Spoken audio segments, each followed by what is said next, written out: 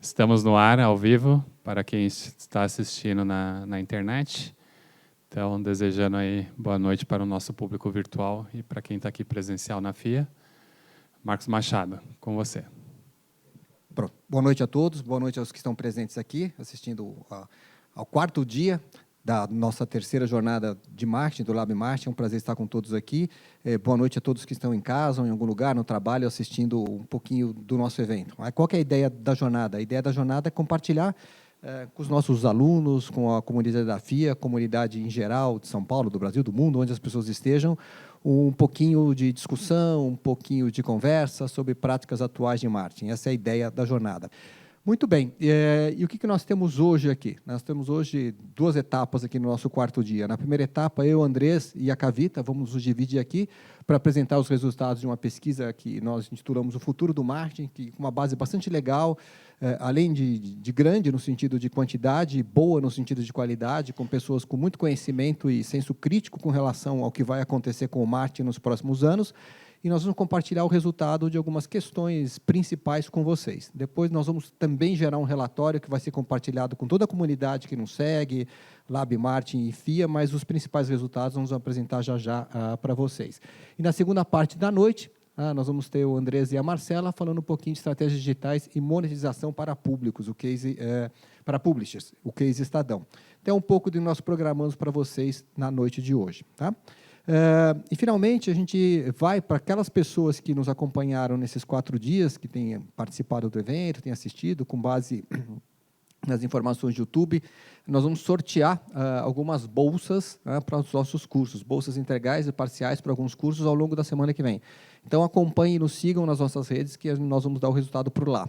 Então, só fica aqui a dica para quem tiver interesse que nos acompanhe ao longo da semana que vem. E também vamos dar informação de como nós vamos compartilhar o conteúdo do evento como um todo, ok? Então, pessoal, mais uma vez, obrigado pela presença. Eu vou passar a palavra para o Andrés, que ele tem algumas informações para compartilhar com relação à pesquisa. Depois eu volto já. Obrigado, Marcos. Então, vamos lá. Eu vou apresentar aqui o nosso relatório de tendências do futuro do marketing, mas antes de entrar nisso, nossa agenda aqui, como a gente se organizou. Então, eu vou fazer uma pequena abertura explicando como a gente montou o questionário, coletou os dados, de onde a gente inventou essas questões. Depois, eu vou entrar já no relatório falando um pouco sobre o papel do consumidor aqui nessa lista de tendências que a gente elencou. Vou passar para a professora Kavita, que está aqui, para poder falar sobre estratégia de marketing e Martex. E a gente fecha com o Marcos Machado falando aí da parte de construção de marcas. Então, vamos lá, sem mais demoras. Primeiro, falar um pouco da FIA e do Lab Marketing. A FIA ela foi fundada nos anos 80 pelos professores do Departamento de Administração da FEA-USP. Alguns anos atrás, a gente migrou do prédio que a gente tinha lá no Butantã para o prédio aqui que era da Editora Abril, aqui na Marginal. Mas, desde os anos 80, a FIA vem trabalhando com uma missão que é ter excelência em 3 atividades básicas de educação, pesquisa e consultoria, sempre com foco no tema administração. E o jeito que a FIA encontrou para colocar isso em prática foi através da criação de uma série de núcleos, cada um cuidando de um tema específico, e dentro deles está o Lab Marketing, que cuida de grande parte das atividades de curso, pesquisa, extensão, consultoria que a FIA faz nessa temática, tanto de marketing como de construção de marcas. E a nossa ideia é, de alguma forma, ajudar as empresas e as pessoas que têm como preocupação tomar decisões de marketing e construção de marca, em fazer isso de forma que você gere crescimento não só na carreira das pessoas, como na empresa. E a gente faz isso por meio de 3 focos principais. Então, educação, ensino. A gente tem aí os nossos cursos de MBA e pós-graduação, além dos cursos de curta duração. Um braço de consultoria, focado bastante em estratégia e construção de marcas. E pesquisa de mercado, em temas variados aí que aparecem para a gente fazer aqui. Então, com base nesses 3 pilares, a gente constrói a nossa oferta. Aqui uma pequena amostra de quem somos. Temos aí uma equipe crescente nos últimos anos. Eu e a Kavita trabalhando na coordenação né? O professor Guilherme, que está aqui assistindo, fazia essa função de coordenador, agora está de férias, né, Guilherme? Esperamos o seu retorno em algum momento. Temos aqui o Marcos Machado, que apoia na coordenação dos MBAs. A Patrícia aqui trabalha na parte da área de marketing do LabMarketing, então é um cargo aí complexo, né?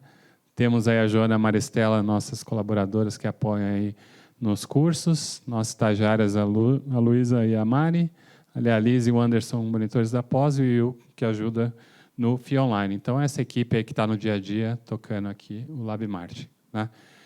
Essa pesquisa ela foi feita em colaboração com a Top Brands, então vou devolver aqui para o Marcos para ele falar um pouco da empresa. Obrigado, Andrés. Só para apresentar, já que eu sou, além de atuar na FIA como coordenador técnico e mais envolvido diretamente na coordenação dos MBAs, também sou sócio na Top Brands, que é uma consultoria de branding, e nessa ação específica, nós trabalhamos em conjunto com a FIA e com o LabMarketing para montar o questionário da pesquisa, ajudar na divulgação do questionário, na tabulação e trazer as questões aqui para divulgação aqui no evento e para todos os assistentes. A Top Brands é uma consultoria de branding, nós temos 20 anos já atuando no mercado, e além de trabalhar com clientes de diferentes setores, etc. e tal, um dos nossos compromissos é levantar, contribuir, criar e compartilhar estudos que sejam de interesse do mercado para profissionalizar o mercado, né? Quando a gente fala especificamente de branding, ainda há alguma confusão, né, com relação a branding e design de marca, e design é uma leitura bastante restrita do que é o trabalho de branding. Então, tem um pouco do nosso papel de disseminar conhecimento, por isso a participação aqui na pesquisa, ok? Obrigado, Andrés. Muito bem, então vamos lá para a nossa pesquisa aqui, relatório Tendências do Futuro do Marketing, LabMarketing 2023. Né? Então, a primeira coisa que a gente tem que falar é sobre a construção do questionário. A gente usou como inspiração uma série de pesquisas que são feitas pelo mundo, né? Algumas instituições aí bastante importantes na área de marketing, como a AMA, o SIM e o ARC, né? Que tem relatórios periódicos apontando as tendências do setor. O que a gente fez foi fazer um compilado desses relatórios, adicionando algumas perguntas tropicalizadas, né, para o nosso contexto aqui.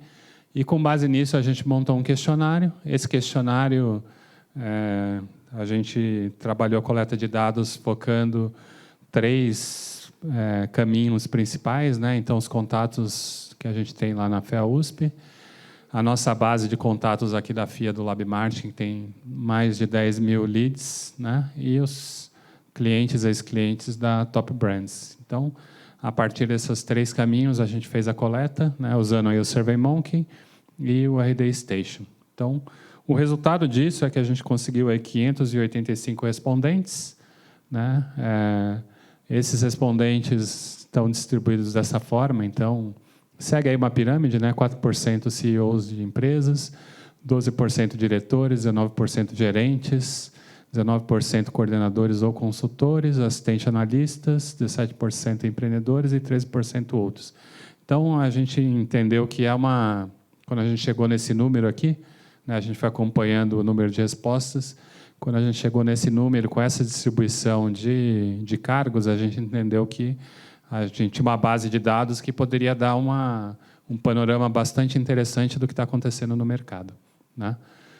Então, muito bem. Quem são essas pessoas que responderam, né? Então, a gente tem aí uma distribuição de gênero, né? Representa um pouco como é distribuído, né? Se você pegar aqui os nossos cursos de MBA e pós-graduação, a grande maioria dos nossos alunos são mulheres, né? Os profissionais que trabalham no nosso LabMarketing também.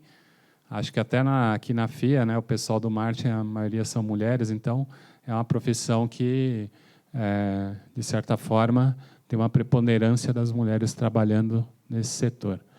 Formação acadêmica dos nossos respondentes, 97% com nível superior e 70% já com pós-graduação, né? Então, é um público aí com uma formação bastante boa. A idade média, de alguma forma, replica aquilo que a gente viu na distribuição dos cargos, né? Então, um percentual pequeno, numa faixa etária superior, ali acima dos 55, que está em linha com a quantidade de respondentes que são CEOs ou diretores, né? Mais ou menos aí entre 12% a 17% que estão nesses cargos. E, por fim, a questão de, né, cor e raça, a gente tem uma distribuição que representa ali um pouco como o mercado está organizado, né? Ainda falta muita diversidade nas empresas, isso se replica aqui nos respondentes, né? Algo que a gente aqui na FIA tem discutido bastante de como alterar isso, né? Então, oferecendo bolsas, incentivo, para que exista uma diversidade maior na nossa sala de aula, porque no final das contas isso vai repercutir lá na frente nas empresas, né?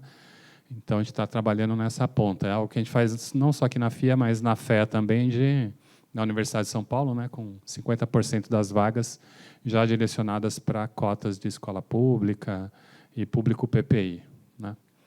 Muito bem. Então, os setores de atuação desses respondentes são diversos, né? Como a gente pode ver, mas tem bastante consultoria, bens de consumo, está distribuído aí para diferentes setores do mercado que ajuda a gente a entender que a visão do que a gente vai mostrar aqui é algo que é uma visão de muitos setores aí que participaram da pesquisa.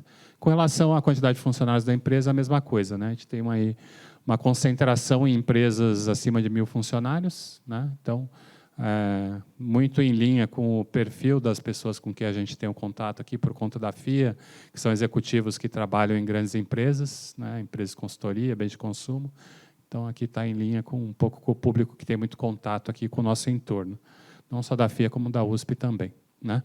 Então, entrando aí na primeira parte de resultados que a gente coletou, eu vou falar um pouco das megatendências de consumo. Então, essas megatendências, elas apareciam em outros relatórios, principalmente da AMA, que é a Associação de Marketing nos Estados Unidos, que apresentava uma série de tendências que iriam acontecer nos próximos 5 a 10 anos.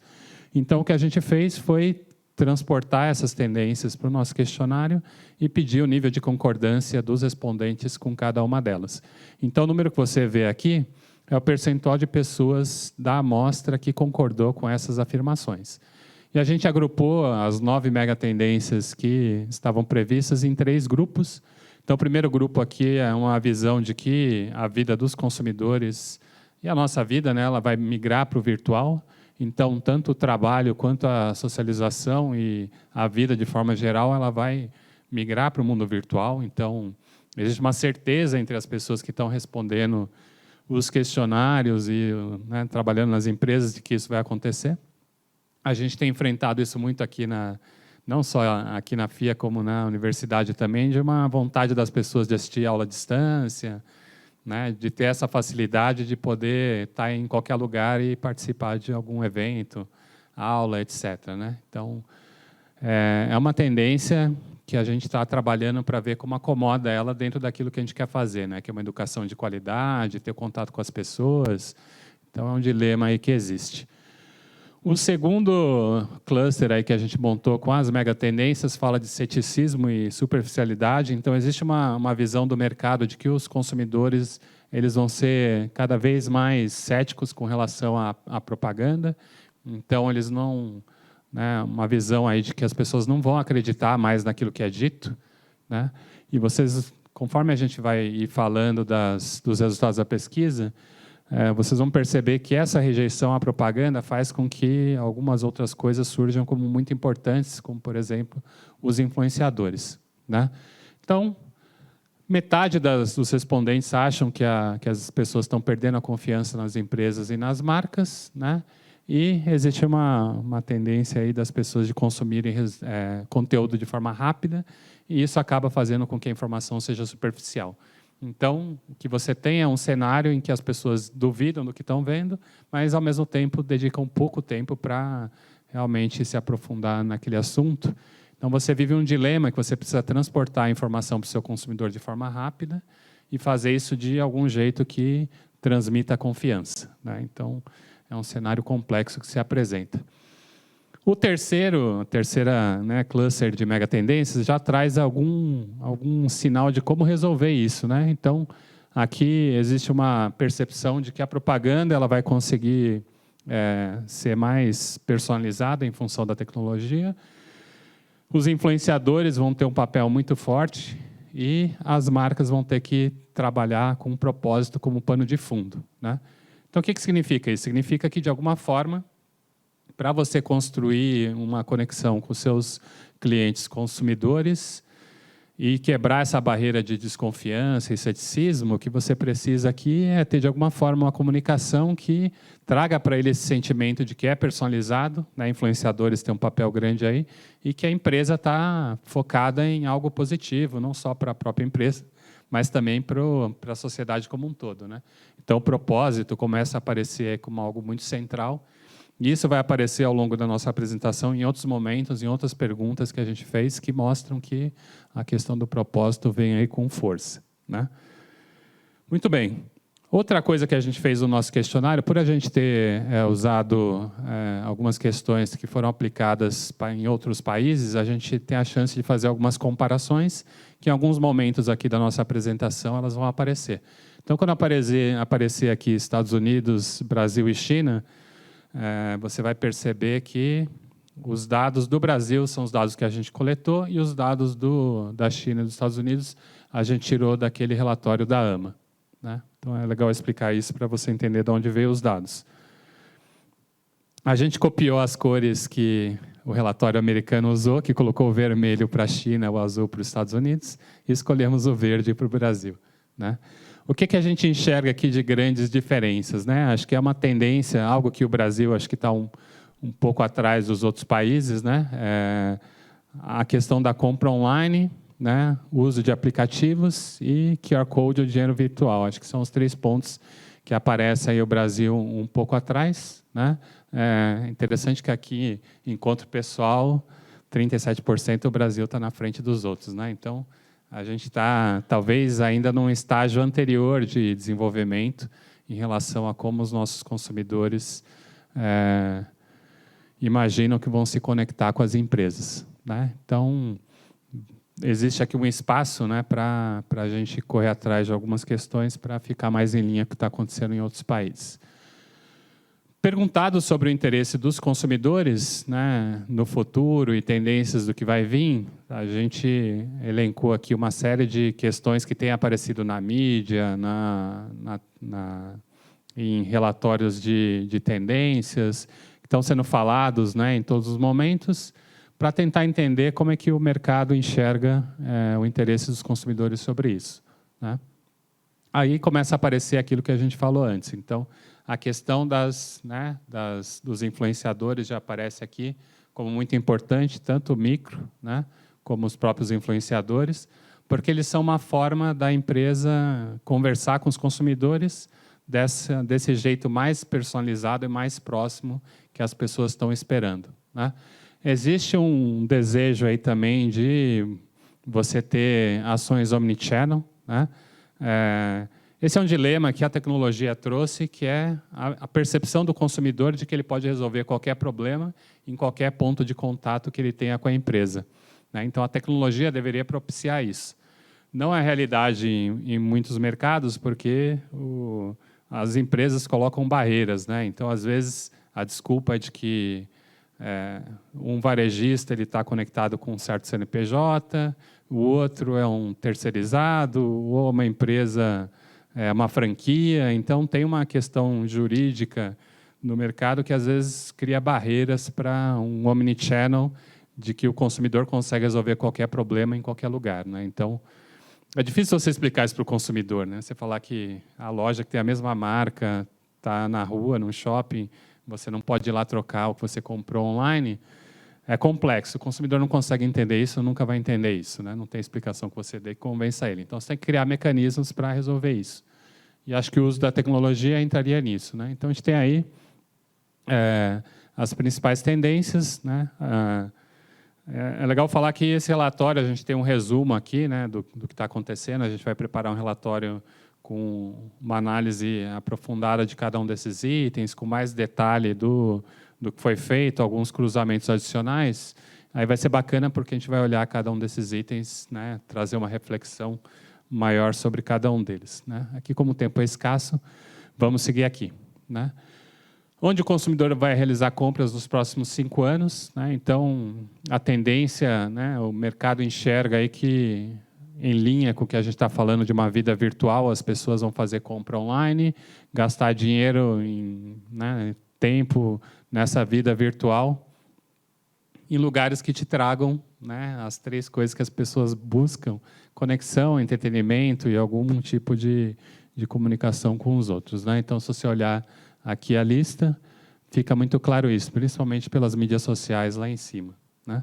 Olhando as mídias sociais, né, pensando essa questão não só de onde vai fazer compras, mas gastar tempo, né, se replica um pouco, né? Temos lá as mídias sociais em primeiro lugar, e a gente percebe que começa a haver uma divisão aqui entre novas mídias e as mídias mais antigas, né? Então, televisão aberta, material impresso, até TV a cabo aqui, no fim da linha, como lugares onde as pessoas vão dedicar tempo, né? Então, o que vai acontecer, na visão dos nossos respondentes aqui, é que essa vida será virtual e que o consumidor vai gastar o tempo dele entre mídias sociais e lugares onde ele possa consumir conteúdo que ele possa escolher, né? Então, os streamings, tanto de TV, podcasts, jogos, vão entrar nesse setor aí, né?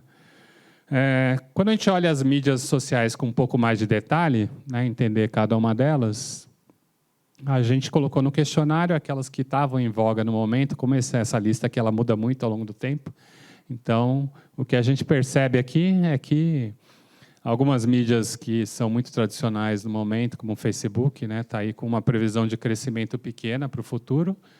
E mídias como Instagram e TikTok, que estão mais conectadas com o público mais jovem nesse momento, elas têm uma tendência de crescimento aí para os próximos 5 anos, né?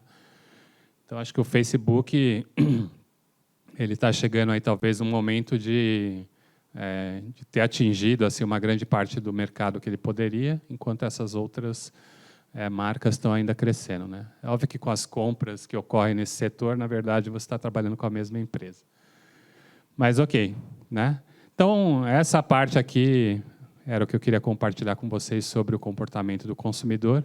Eu vou convidar agora a professora Kavita para ela dar sequência aqui. Kavita, é com você. Obrigada, Andrés. Boa noite a todos também. Prazer estar aqui. Muito bom ver o pessoal aqui presente e poder dar a boa noite, né, para o pessoal que está aí no online.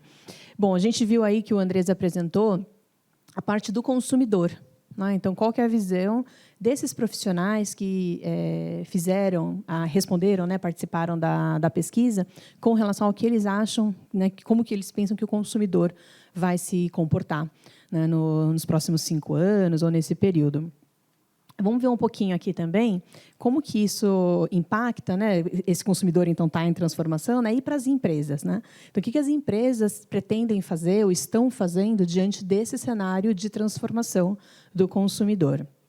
Então, a gente percebe que as empresas, quando a gente pergunta para esses profissionais como que está o investimento em mídia, né, que vocês estão fazendo, a gente percebe nitidamente, vamos ver se eu acerto aqui, acertei, a concentração, né, do uso nessas novas mídias, né, do investimento em comunicação nas novas mídias, que você percebe aqui a mídia social, site, e-mail, né, por aí vai, e um decrescimento, né, então cada vez um uso menor, um investimento menor nas mídias mais antigas, como o professor Andrés comentou anteriormente, né, dado que o consumidor está saindo dessas mídias mais tradicionais, que a gente está chamando aqui de mídias mais antigas, né, ou velhas mídias, está migrando para as novas, assim o investimento na comunicação naturalmente segue esse curso também.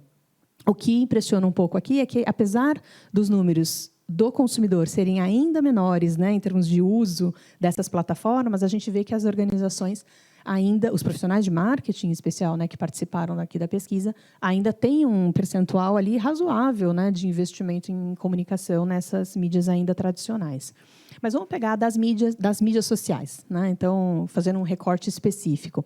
Então, ainda que Instagram estivesse lá, né, como a principal de uso dos consumidores, o investimento ou uso nas mídias sociais do recurso de comunicação, né, ainda está mais concentrado em LinkedIn, Facebook e YouTube.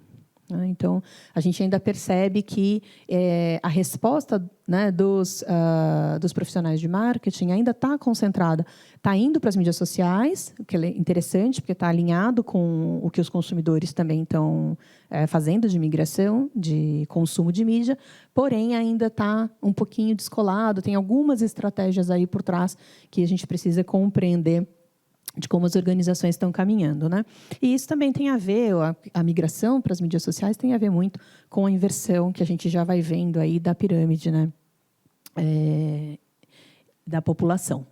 Bom, com relação à previsão de aumento aí nos investimentos em EdTech, né, para os próximos 3 anos, as empresas responderam, né, que elas pretendem muito trabalhar aqui com os anúncios personalizados, os micro-influenciadores, omnichannel e os influenciadores. Né? E a gente nota aí nessas tendências que são interessantes de pontuar a questão do crescimento, né, ou do aparecimento, dessa tendência que vai ficando cada vez mais consolidada, né, desse investimento em realidade virtual, internet das coisas, realidade aumentada. Então, a gente vai vendo que essas outras plataformas, né, vão vir como tendência para os próximos anos. Aqui a gente fez o recorte de 3 anos, então, talvez por isso esses itens ainda tenham ficado um pouco mais para baixo, mas a gente sabe que eles tendem a crescer cada vez mais, conforme o tempo vai passando, né? E aí a gente tem como um dos exemplos aqui, né, numa das perguntas, que era a previsão de adoção aí dos smart speakers, também comparando aqui esse resultado com Estados Unidos e China, né? Então, aqui você vê que curioso, né? Quando o Brasil responde, né, os profissionais no Brasil respondem, 71% da minha empresa não planeja adotar por enquanto os smart speakers, né? E na China, 60% minha empresa já adotou os smart speakers, né? Então, a gente pega um pouco das tendências de como outros países estão lidando com esse tipo de tecnologia e os nossos respondentes aqui no mercado brasileiro. Então, a gente provavelmente está olhando aqui para um pouco da realidade do que está acontecendo e um pouco da tendência do futuro de para onde provavelmente a gente vai caminhar aí nos próximos anos. Bom, em relação ao uso, né, de tecnologias em marketing, a gente tem aí também a questão que é interessante aqui de notar, que é treinamentos em marketing, né, para essas plataformas digitais, eles são importantes, então os nossos respondentes concordam que é muito importante. E eles falam assim, nos últimos 2 anos, né, participei dos treinamentos, mas eles discordam, né, ou não concordam nem discordam, e o discordo aqui acabam sendo maiores, para dizer que domina as habilidades do marketing digital. Então, a gente percebe que os profissionais ainda não se sentem confiantes em termos de domínio dessas plataformas, dessas tecnologias, mas pontuam claramente a importância, né, dessas plataformas para os próximos anos. Então, aqui, ó, as mídias sociais atualmente são mais importantes que há 5 anos atrás. Praticamente, né, todo mundo concorda, um consenso de sim, são mais importantes. Acho que precisa ter mais treinamento, né? Nos últimos anos, participei desses treinamentos, começa a diminuir um pouco o percentual e aí diminui muito quando pergunta se dominou ou não, se está dominando ou não essas tecnologias ou o uso dessas tecnologias para marketing especificamente. Né? Então, a gente percebe aqui uma tendência também de necessidade de treinamento dos profissionais nessa área.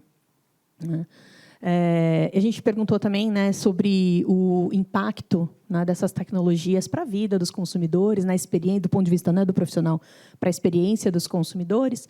Então, as pessoas discordam, né, que as novas tecnologias vão fazer os consumidores se sentirem isolados ou deprimidos, né, mas que vai fazer, né, com que eles se sintam sob vigilância, né, e também que vai fazer com que eles percam a privacidade. Então, tem uma certa concordância com essas frases. Né?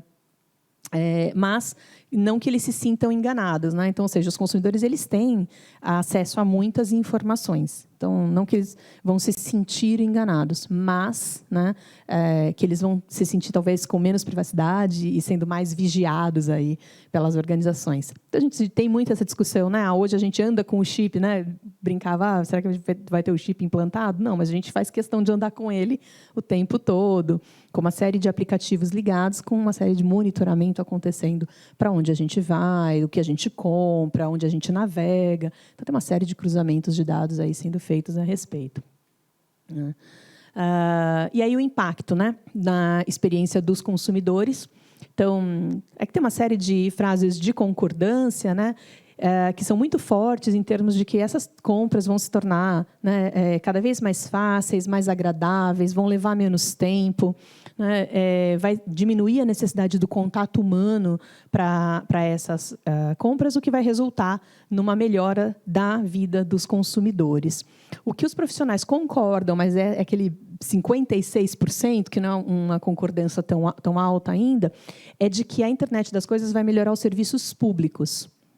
Então, provavelmente, o que está acontecendo é a gente não vê acontecendo nos serviços públicos hoje o uso dessas tecnologias e também não vê uma tendência, né, dos serviços públicos estarem adotando com maior ênfase, né? Então, tem ainda assim um pé atrás do... Não tenho tanta certeza, né, se isso realmente vai para uma outra esfera de organizações, que são a dos serviços públicos, né?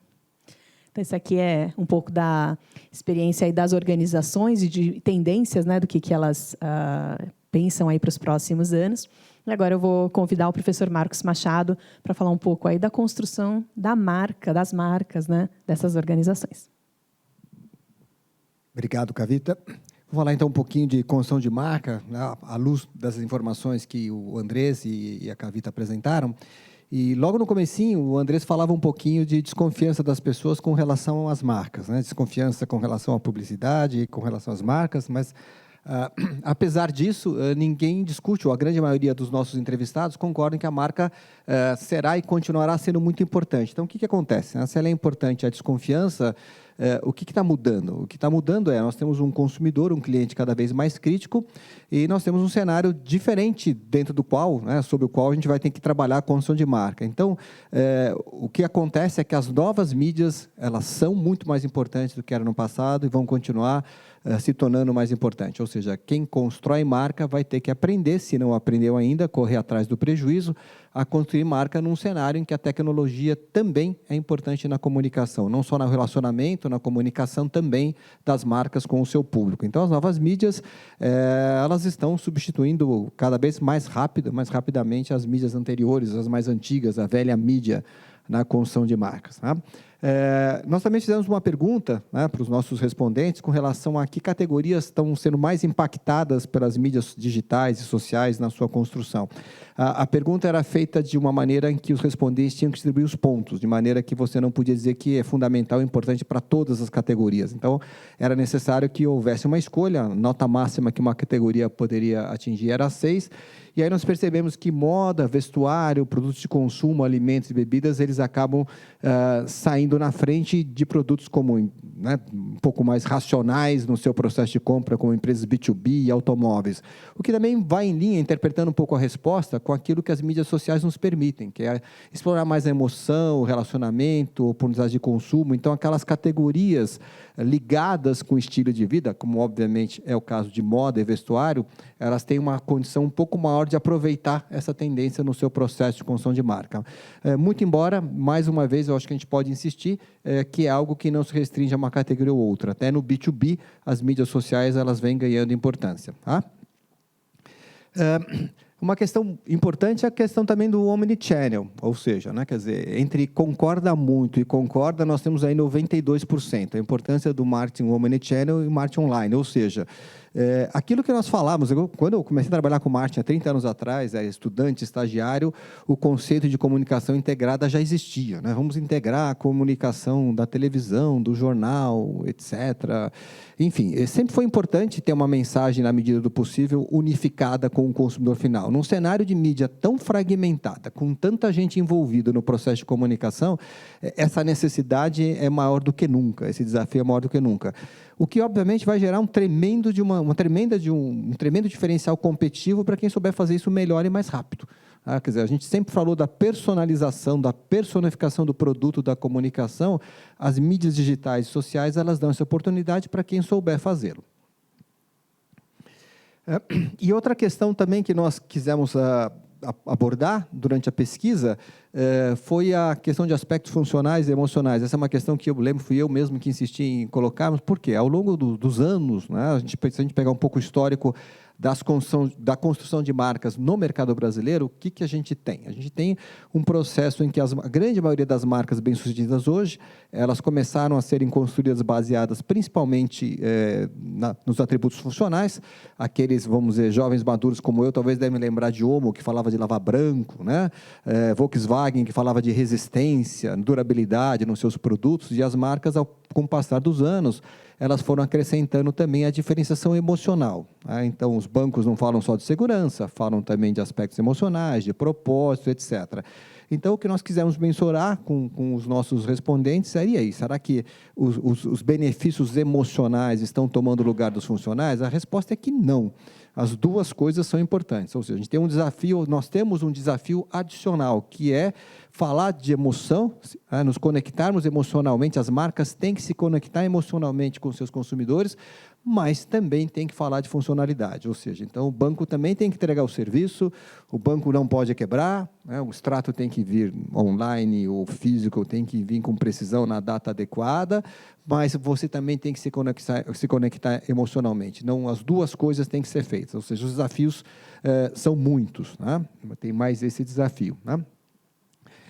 E mais uma vez, né, pegando um gancho com aquilo que o Andrés mencionou lá no começo, a questão dos influenciadores digitais. Né? Entre concorda muito e concorda, nós temos aí mais de 50%, né? Estamos falando de 58% dos nossos entrevistados, dizendo que os influenciadores digitais terão um papel central na construção de marca. Obviamente que, vamos falar o óbvio, não é fazer de qualquer jeito, porque senão o influenciador digital ele vai cair na vala comum da propaganda. Ele está sendo pago... Ele está sendo pago para falar bem da marca. Mas quem souber usar o influenciador digital vai ter uma condição muito mais vantajosa de construir ligação com o seu cliente final, né, por meio da comunicação. E a questão do propósito, né, que já vem sendo falado há alguns anos, propósito de marca, né, nós não falamos com consumidores, nós falamos com profissionais que têm acesso à informação, são profissionais, são acadêmicos, são consultores, são profissionais no alto escalão das empresas, e há uma concordância geral de que o propósito é cada vez mais importante. E eu não tenho a menor dúvida, a gente vê isso em sala de aula, a gente vê isso no mercado, a gente vê nas novas gerações, as pessoas não querem só um bom produto, um bom serviço que resolva o problema de uma boa maneira. Quero saber quem é a organização que está por trás dessa marca, como é que é a postura dos principais acionistas, como a coisa funciona e assim por diante.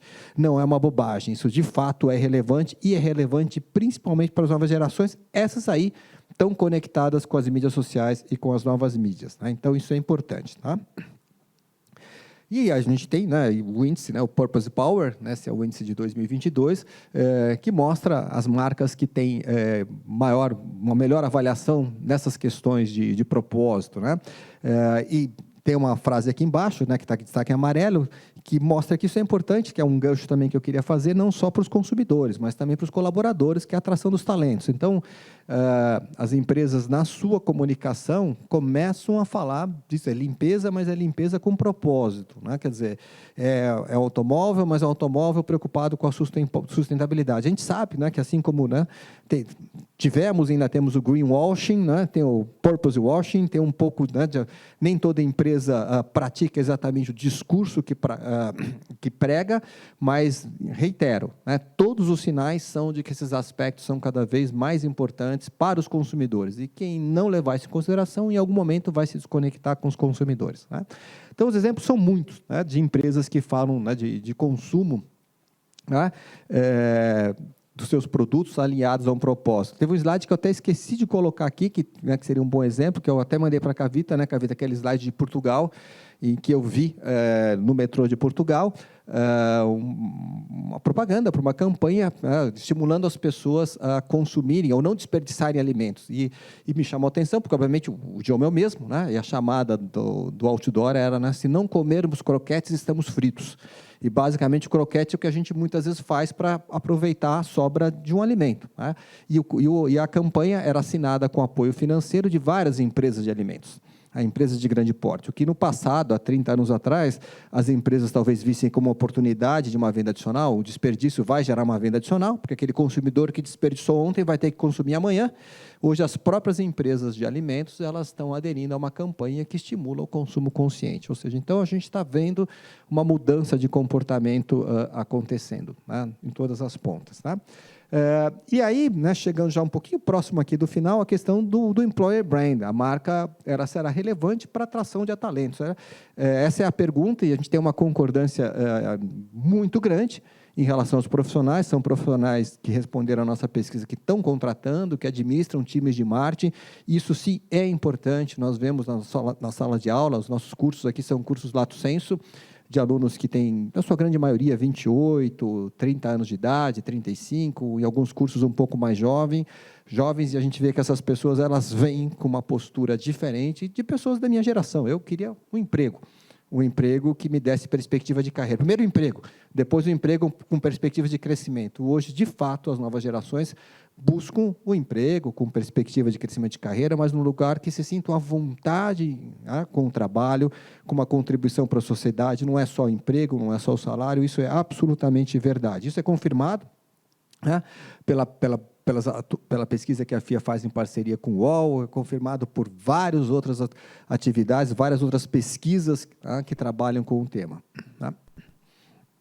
Portanto, né, falando do employer brand, né, os colaboradores da organização eles devem aparecer na comunicação de marketing e apoiar a construção de marca. Essa é uma outra pergunta interessante, né? O quanto os colaboradores devem aparecer na comunicação, ou seja, aí você traz a credibilidade para o processo. Né? Essa é uma coisa que, às vezes, em aula, acontece uma pergunta de alunos, né? Professor, a gente pode utilizar uma celebridade na construção da marca? Pode, deve, em condições? Em muitas condições, sim.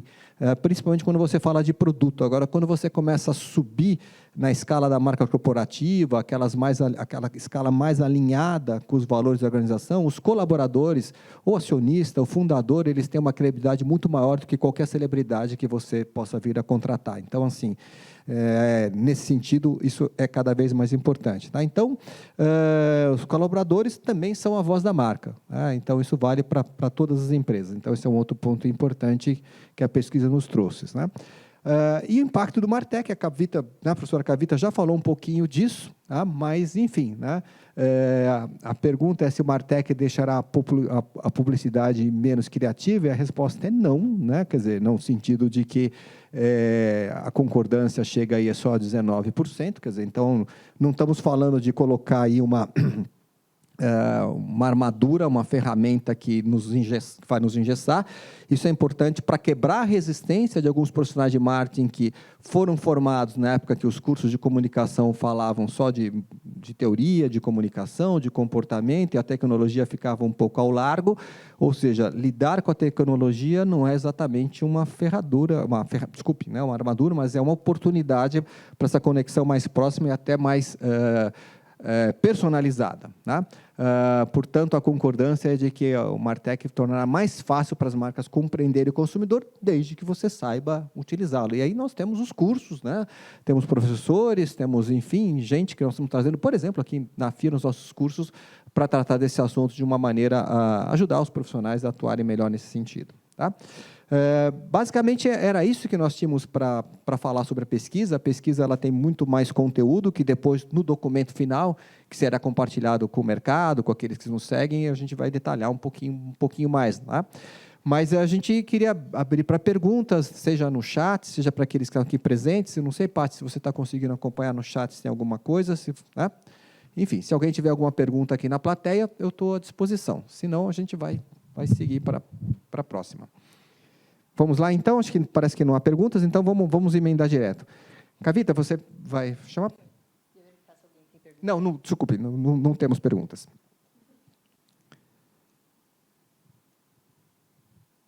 Muito bem, só... Nós temos... Oi. Pois não. Então, vamos...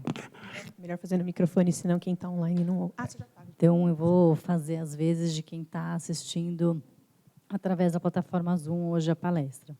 Pergunta do Carlos é: como o marketing está preparado para lidar com o ESG que as empresas terão que seguir?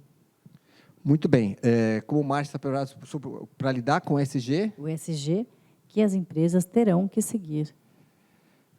Então, você quer aproveitar o gancho, Kavita? Posso aproveitar, né? Por favor. Falou de ESG. Chega aqui na frente, Kavita, que aí a câmera pega. Sustentabilidade, né? Eu acho que as empresas ainda estão aprendendo a lidar com as demandas de ESG, e a gente pode falar de sustentabilidade, né, de forma mais ampla também. Assim, a gente, assim como para as mídias digitais, as organizações falam ainda preciso de mais treinamento, mais conhecimento a respeito. Quando a gente não foi o foco dessa pesquisa, mas quando a gente faz pesquisas nessa área de sustentabilidade, perguntando para os profissionais se eles se sentem, né, também já bem preparados, treinados para essa nova tendência, eles também dizem que ainda se sentem, especialmente os profissionais de marketing, que é uma outra pesquisa que a gente fez, eles falam assim, a gente ainda se sente inseguro, a gente sente que ainda falta mais treinamento nessa área. A formação que eu tive na faculdade muitas vezes não contemplou, né, aspectos de sustentabilidade, consumo sustentável, relacionados às atividades de marketing.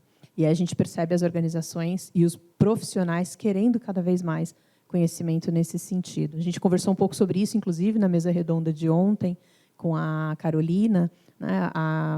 A mesa redonda ficou gravada, a gente vai colocar também a discussão no canal do YouTube, então depois a gente manda todos os links para todos os participantes. Mas, respondendo mais objetivamente, eu diria que as empresas ainda têm um caminho longo aí para seguir nessa direção, mas o que a gente percebe é uma tendência cada vez maior das empresas falando, esse é o caminho, essa é a tendência, eu vou precisar seguir nessa direção. Tem mais alguma pergunta, Patrícia? Agora temos uma aqui na... Beleza, vamos aproveitar. Tudo bom? Tem uma pergunta aqui que acho que é uma grande dúvida, né? Um grande dilema das pessoas que trabalham com marketing. Até que ponto a gente, quando constrói uma estratégia, pensando de médio a longo prazo, a gente coloca o branding e a performance focando em venda, né? Produto, conversão e lead. Qual que é a importância que um retroalimenta o outro? Qual que é o momento que eu preciso colocar mais esforço para a gente fortalecer a marca e qual o momento que eu coloco menos esforço na marca e trabalho mais a conversão, porque hoje o objetivo final é a gente gerar lead, gerar tráfego, gerar conversão e ter os investimentos e a rentabilidade necessária nas organizações. Essa é uma grande pergunta, né? No sentido de que ela é desafiadora. Eu diria o seguinte, quando esse dilema aparece com muita frequência, já não é um bom sinal. É um sinal que eu tenho que fazer uma escolha de duas coisas relevantes, uma em detrimento da outra. Então, o que seria, vamos dizer, um cenário ideal, no meu entender, é um cenário que, quando você faz uma comunicação de construção de marca, ela também, no curto e médio prazo, ajude a trazer conversão de vendas. E vice-versa, quando você está vendendo, por meio do processo de venda, por meio do uso de um produto ou um serviço, isso também fortalece a marca. Tá? Em alguns momentos, a gente tem que tomar decisões de talvez fazer uma comunicação um pouco mais, digamos assim, suave, um pouco mais emocional, para trazer algum significado para a marca e assim por diante. Aí eu vou dar uma resposta do ponto de vista de resultado ser muito, muito pragmático. Você faz isso quando o resultado de curto prazo permite, porque você não tem futuro se a empresa morre no presente.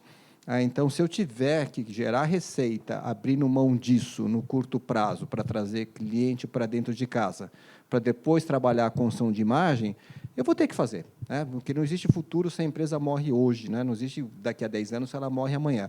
Mas se eu faço isso com muita frequência, alguma coisa está errada, né? Alguma coisa está errada nesse processo. Não sei se o Andrés ou a Kavita querem complementar alguma coisa. Vou até levantar aqui para falar sobre isso. Acho que é uma ótima pergunta sua, né? A gente fala disso muito na sala de aula, principalmente com os alunos que estão na graduação, e a gente tenta dizer para eles que se a sua empresa não é conhecida, não tem como o cara pensar em comprar da sua empresa, né? Então, a primeira coisa é você fazer com que a sua empresa ela entre na lista de consideração do aluno, né? A Vita e o Guilherme, os professores aqui que dão aula para o primeiro ano, falam isso muito. Mas é isso, né? Acho que um esforço que a gente tem que fazer é uma organização ela se tornar conhecida entre quem pensa em comprar produtos ou serviços daquela área. Uma vez isso feito, você pode partir para um segundo passo, que é essa construção de marca, de trabalhar a conversão, né? Então, acho que tem um primeiro momento e depois uma transição, né? Mas é um desafio grande esse. Perfeito.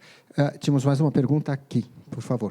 Por favor, Patrícia, o microfone, que assim todo mundo pode ouvir. Bom, pessoal, boa noite, tudo bem? Meu nome é João, sou aluno aqui de pós-graduação na FIA Online e eu tenho uma dúvida em relação à parte de influenciadores. É uma coisa que, assim, as pessoas que têm uma experiência maior, elas acreditam que, claro, óbvio, depende bastante da divulgação da marca e tudo, mas quando a gente fala nessa escolha de influenciadores, o que vocês acham que a gente deve e pode levar em consideração nisso? Porque pode ser um tiro no pé também, né? Porque, né, stores, muita coisa que os influenciadores fazem, as pessoas, quando são fãs, elas pegam tudo que o artista faz, ou, enfim, para si, né? Então, eu queria entender nesse sentido. Principalmente empresas tradicionais, né? A gente fala, Safra, por exemplo, pegou a Marina Rui Barbosa para fazer propaganda, claro. Tem toda a questão de marca e etc. Mas o que vocês acham que deve ser levado em consideração na escolha de um influenciador para uma empresa tradicional? Ok. Posso começar? Então, acho que está com retorno. Alô? Estão me ouvindo bem? Não? Ok. Assim, existem algumas regras que, na medida do possível, a gente deve seguir para escolher um influenciador. O influenciador, para aquele público da marca, seja um público segmentado ou um público abrangente, é uma celebridade. Então, se no passado você escolhia a Regina Duarte, o Lima Duarte, Antônio Fagundes, né, celebridades das novelas, agora, eventualmente, você escolhe uma celebridade para um público muito segmentado, skate, etc., alguma coisa assim, enfim, né, sei lá, grafiteiros da Zona Sul de São Paulo, né? Enfim, é uma celebridade para aquele público. Então, a primeira coisa o influenciador tem que ser conhecido pelo seu público. Parece meio óbvio, né? Esse erro dificilmente é cometido. Segundo, ele tem que ter, enquanto personalidade, enquanto estilo de vida, enquanto comportamento, os significados que a marca quer transmitir, né? Tem que haver uma sinergia, tem que haver uma convergência dessas duas coisas, né? Segundo, aquilo tem que fazer sentido no contexto da categoria. Então, se eu quero dizer, né, que eu vou ter que sair um pouco do contexto dos influenciadores do micro para falar num sentido mais macro, né? O Neymar, ele é conhecido, né? Ele é bastante conhecido, mas se eu quiser passar equilíbrio com o Neymar para uma marca, não vai fazer muito sentido, porque ele não é visto. Tem a questão de cair no jogo, etc. Algumas atitudes ao longo da vida pessoal dele que são talvez questionáveis por parte do público. Não estou tomando aqui uma posição. Mas se eu quiser passar criatividade, talvez eu possa usá-lo. Porque ele, obviamente, ele é visto como um jogador criativo no esporte que ele pratica. Então, ele tem, enquanto influenciador, uma característica que aquela marca está buscando. Tem que ser conhecido, né? Ele tem que ter característica. E o terceiro aspecto tem que ser transferível. Porque se o Neymar é criativo e eu quero transmitir criatividade para uma rede de supermercados, talvez não faça sentido, porque o universo no qual a criatividade dele foi conhecida está muito distante do universo de supermercados. Se é a Ana Maria Braga, talvez eu consiga transferir. Então, primeiro, celebridade ou influenciador tem que ser conhecido pelo público.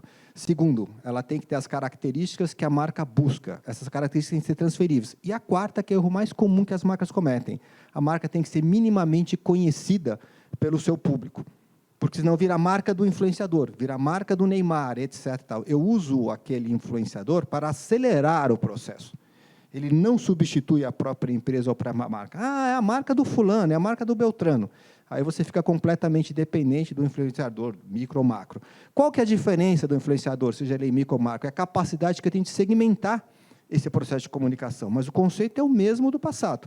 Mas eu vou poder trabalhar de maneira muito mais segmentada. Então, esse é o processo. Ok? Show de bola. Acho que estamos chegando aí no nosso horário, né? Patrícia está aqui olhando para mim assim.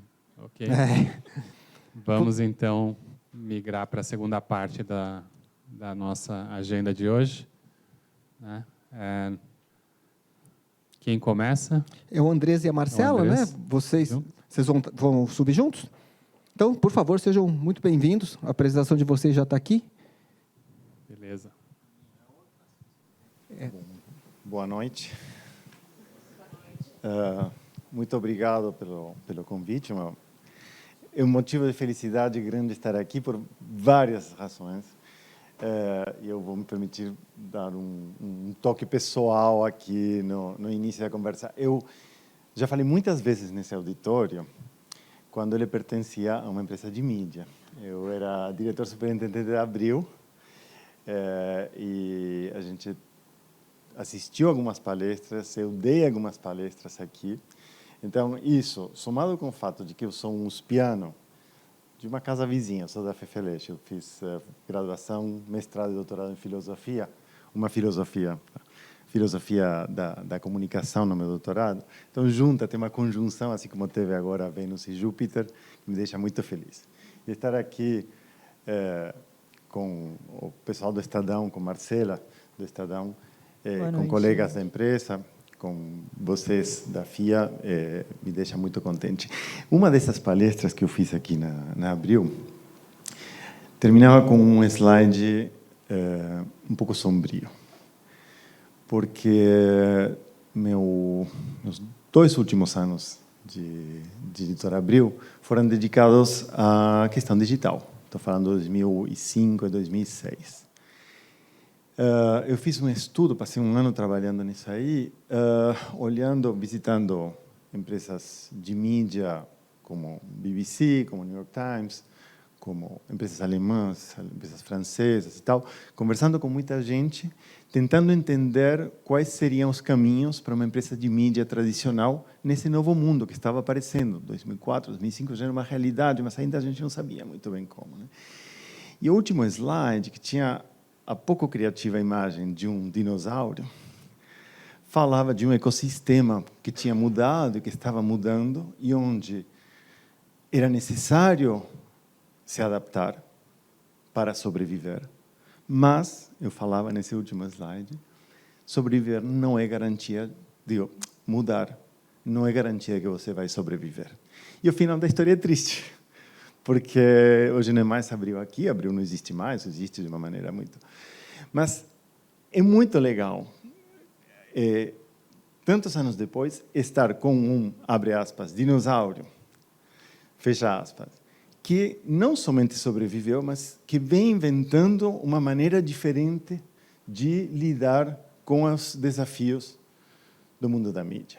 Então, rapidamente, o que eu vou fazer, vou apresentar o início de um trabalho, que começou 7 anos atrás, que, de alguma maneira, eu quero deixar que a Marcela conte, muito melhor do que eu, ela está no calor da batalha, está no dia a dia, ela está tocando, que, de alguma maneira, coloca a Estadão como um case. Eu não conheço outras empresas de mídia que façam o que você ou a gente está fazendo hoje no Estadão. Então, se vocês me permitirem, eu vou passar alguns slides rapidinho para contar um pouco dessa jornada. Eu sou, deixa eu me apresentar, Andrés Brusoni. Apesar de que o sotaque não deixa permitir, eu não nasci no Brasil, sou nascido na Argentina, mas sou brasileiro. Estou aqui há vários anos. Eu vim com o lançamento da revista Caras aqui, que era uma operação de inovação na época. Trabalhei aqui na Abril, eu era jornalista, depois virei gestor e depois me dediquei à consultoria e à filosofia. Também sou velejador, gosto muito de velejar. E alguns anos atrás eu fundei essa empresa, que tem hoje 3 sócias, além de mim, que é Pixis, que a gente tenta ajudar, contribuir com empresas de mídia, com publishers, para justamente trilhar esses caminhos no mundo digital. A gente trabalha com uma mídia muito tradicional como Estadão, a gente trabalha com uma mídia muito inovadora como Headline, que nem sei se vocês conhecem. Lançou muito recentemente no Brasil, se vocês não conhecem, eu recomendo muito. Jornalismo de qualidade, jornalismo independente, curadoria, produção própria e um modelo de negócios bastante interessante. E o nosso desafio, o desafio que a gente encontra nos publishers é justamente que a dependência dos canais tradicionais de receita. Tem duas formas: você cobra de quem consome o teu conteúdo, você cobra de quem quer pagar um pedágio para chegar nessas pessoas. Cria uma fragilidade, expõe os publishers, as empresas de mídia, a uma fragilidade muito grande perante a mudança constante, muito veloz dos rumos do dinheiro, a entrada de players, né, novos, com modelos, com propostas de valor diferentes. Isso vale para o jornalzão e vale para a nova empresa de mídia, que nasce já sabendo disso, mas que precisa lidar também com esses desafios, né? Então, Estadão, 147 anos de existência, uma das grandes empresas de mídia do Brasil, da América Latina e do mundo.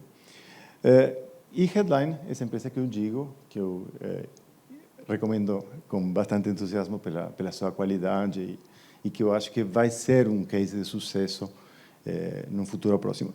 Eu vou falar agora do Estadão, insisto, porque eu acho que vale muito escutar quem está aqui, quem vai contar do dia a dia de uma operação assim, dos desafios.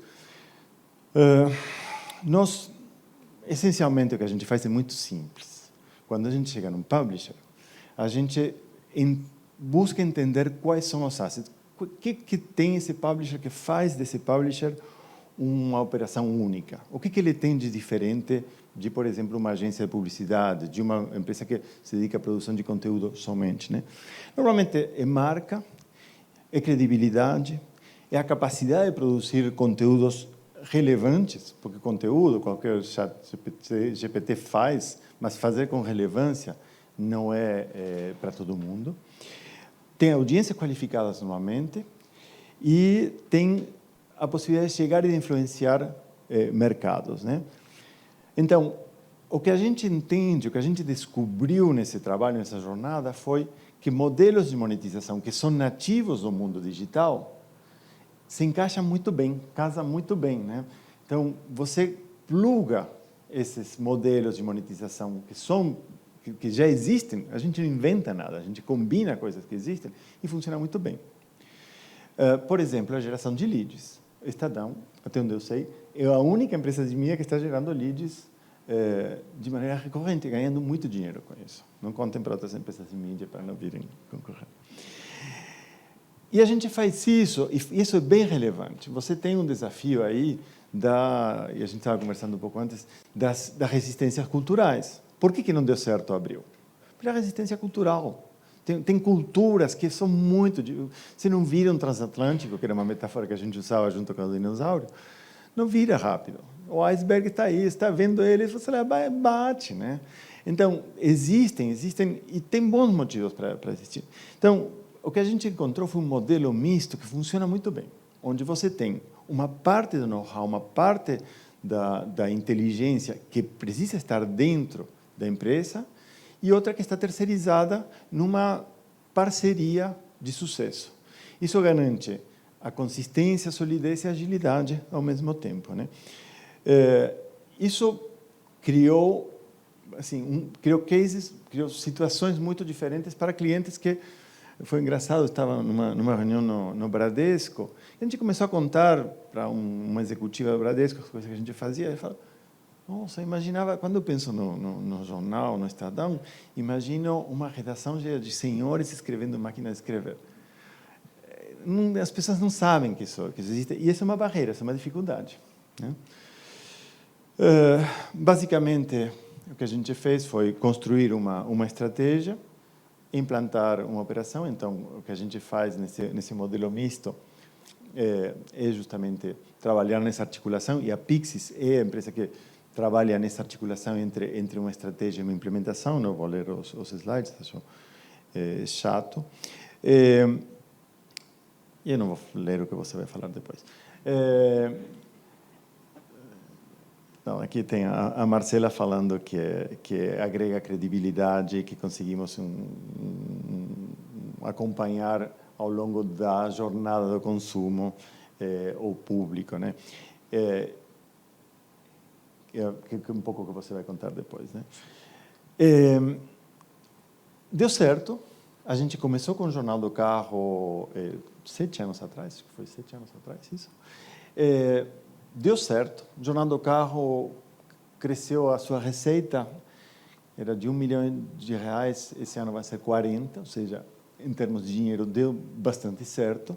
E isso levou a Estadão a replicar o modelo em vários segmentos. Então, hoje você tem Jornal do Carro, que continua sendo um sucesso, Mobilidade, que nasceu como um spin-off de Jornal do Carro, e hoje é maior que o Jornal do Carro, Estradão, acho uma marca lindíssima, Estradão, para um jornal que chama Estadão. Bom, tem 2 vezes Mobilidade, tem o Investidor e tem uma operação de imóveis também. Replicando o modelo, adaptando às necessidades de cada segmento.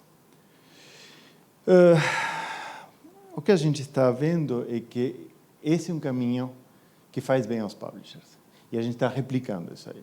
Então, como empresa orientada a atender aos publishers, a gente cada vez mais investe em inteligência, cada vez mais tem como vocação verticalizar no sentido de atendermos publishers. A gente já andou na Pixis, a gente atendeu banco, atendeu agências, atendeu a agência de influenciadores, que eu estava falando agora. Mas esse ano a gente está afunilando, está indo muito mais no mercado de publishing, que entendemos que é um mercado que necessita muito de um conhecimento especializado, né? É isso. Deixo a Marcela contando da vida real.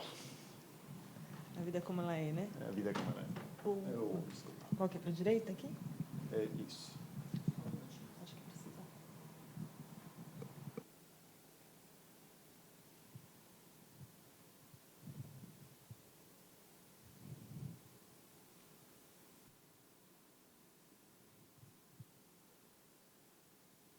Bom, vamos lá? Boa noite a todos.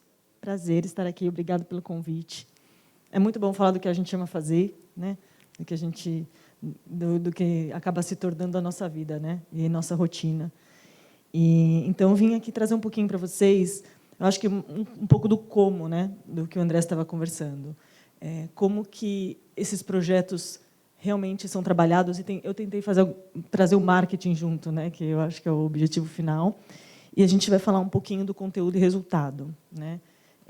Então, eu sou Marcela, né? Marcela Imerich Vetteri, sou diretora de Media Display no Estadão e publicidade digital também. Tenho 41 anos, casada, com filho, cachorro. Meu cachorro chama Chuveiro, adoro chamar porque não existe outro igual. Isso aí eu preciso contar. E, enfim, minha carreira foi toda desenvolvida em empresa de tecnologia. Eu sou publicitária, né? Mas sempre trabalhei em empresa de tecnologia na parte de atendimento, pós-venda, com um time de e-business, então sempre fiquei muito próxima de projetos digitais. Depois eu me estendi para agências de performance, né? Trabalhei com o mercado PME, então bati em porta de muito PME mesmo, né? Que no momento que o Google estava começando aqui no Brasil, a agência que eu trabalhei, foi uma das pioneiras premium do Google. A gente usava muito esse speech para conseguir vender, né?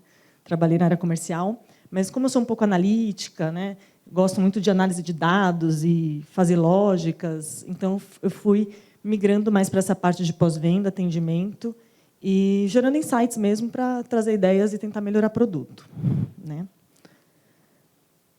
Então a gente vai falar um pouquinho aqui, né, do Estadão. Vou falar do Estadão hoje. Vou tentar ser prática de maneira rápida. Vocês podem fazer pergunta depois no final, fiquem à vontade. Tá? Eu vou falar do nosso desafio, explicar um pouquinho o que é o mercado anunciante, vai fazer sentido para vocês durante. Falar um pouco da jornada do consumidor versus o publisher. Uma curiosidade, né? A gente tem um desafio aqui que o André comentou rapidamente.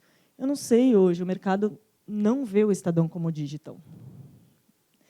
E eu fico inconformada, né? Porque é a estratégia da empresa, vocês vão ver os movimentos que estão fazendo, tanto que não vamos falar de impresso, eu quero falar realmente do digital, porque é a realidade hoje, né? E vou trazer alguns cases, eu vou visualmente mostrar um pouco do que o Andrés comentou com vocês, né? O que resulta a nossa parceria.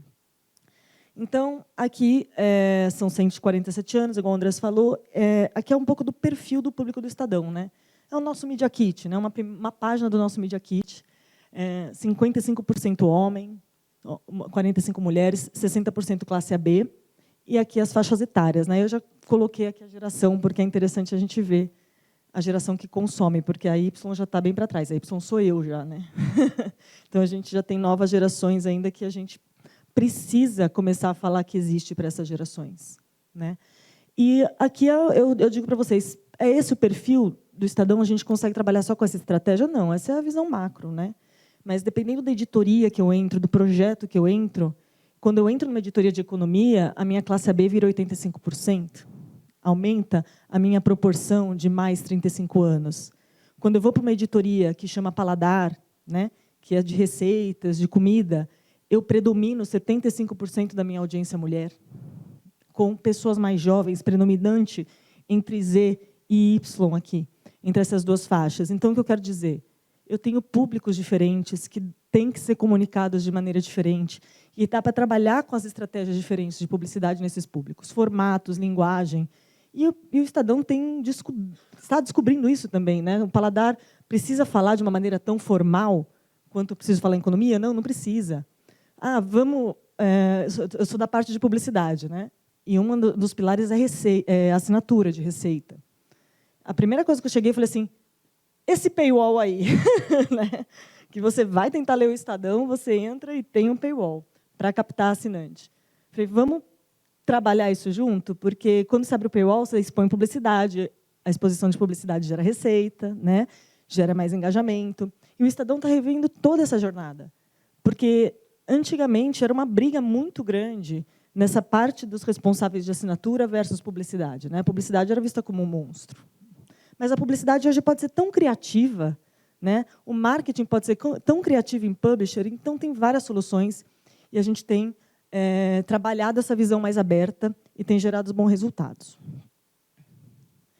Então, hoje nós somos digitais. Eu acho que essa é a oportunidade, né? Então, ano passado, o Estadão fez uma migração de uma plataforma. Vai falar, nossa, Marcela, que coisa chata a plataforma. Mas a gente tinha a plataforma para gestão de conteúdo, né, para implementar um texto na redação, ela era antiga, devagar, né? Quando morre um artista famoso, o pessoal fala, Marcela morreu, eu vou lá para ver se o Estadão já postou, né? Será que a gente está na velocidade? E a tecnologia antiga não permitia tanto essa velocidade. Aí a gente fez uma migração para o Arc, que é uma plataforma ArcXP, que tem no Washington Post. Então, é a primeira publisher no Brasil que está utilizando essa tecnologia. E ele dá uma velocidade gigantesca. Hoje a redação sorri, porque às vezes demorava, né, para postar. A gente precisa da velocidade, a gente precisa ganhar relevância no Google. O Google tem 500 exigências ali, e uma delas é essa velocidade. Então, o Arc permitiu isso, e também é uma ferramenta muito mais modular. Você vai entrar hoje no Estadão, a home está com uma distribuição de notícia, amanhã ela vai estar com outra, dá para pôr vídeo, tira vídeo, entender um pouco mais o comportamento do usuário, começar a prestar mais serviços dentro do portal mesmo para o usuário, né? Então, isso aconteceu ano passado. Foi um ano muito legal, porque toda migração traz desafios, né? E descobertas, e mudanças e novidades. E, com isso, a gente também tem muitos projetos multicanais. Depois eu quero ver eu quero muito entender se realmente vocês tinham a visão de tudo que a gente consegue fazer no publisher para atender as marcas, né? Publicidade, premium e também assinatura. Então, basicamente, a redação é quem faz o Estadão ser quem é, né? A nossa máquina, né, de produção de produto. Nosso produto está aí. E os principais pilares de receita hoje são projetos, publicidade e assinatura. Tá? Quando eu falo de projetos, lá no Estadão, hoje a gente tem uma área chamada Blue Studio, que é uma agência dentro do Estadão.